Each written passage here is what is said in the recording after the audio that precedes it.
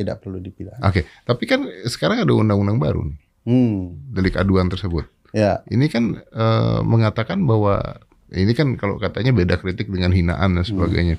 Ini kan menjadi garis tipis sekali dong, Bang Ferry. Saya mulai dengan pendapat yang mengatakan, satu, Panji tidak bisa dipidana karena waktu dia melakukan tindakan itu waktunya sebelum ya, itu satu hal. Tapi itu tidak berarti begini, karena ada azasnya begini.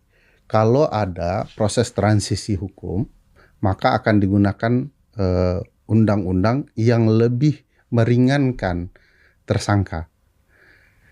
Saya berpendapat Panji itu tidak bisa dipidana dengan KUHP baru dan KUHP lama karena kemerdekaan dia berpendapat gitu. Okay.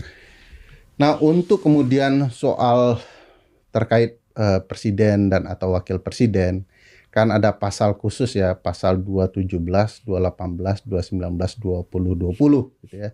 220. Saya merasa pasal itu memang diperuntukkan menjadi pasal karet.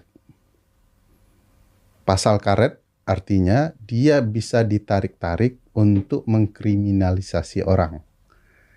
Kalau niat pembuat pasal ingin mengkriminalisasi Mas Panji, jadi itu bisa dipakai karena namanya juga pasal karet, pasal kekuasaan.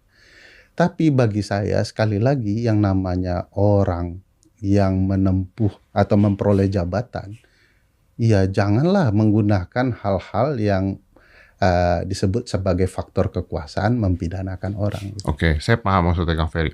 Saya yakin nih Kang Ferry, saya yakin bahwa Gibran tidak mungkin melakukan hal tersebut. Kan sudah keluar pernyataan ya. Ya, dia juga mengatakan biasa itu gitu kan.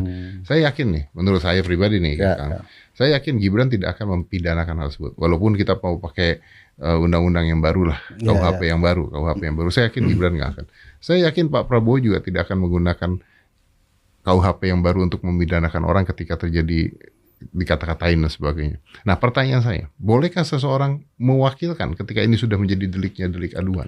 Di pasal itu disebut delik aduan, artinya tidak boleh orang yang terkait langsung yang tidak melaporkan. Berarti yang tadi mengaku-ngaku NU dan Muhammadiyah nggak bisa dong?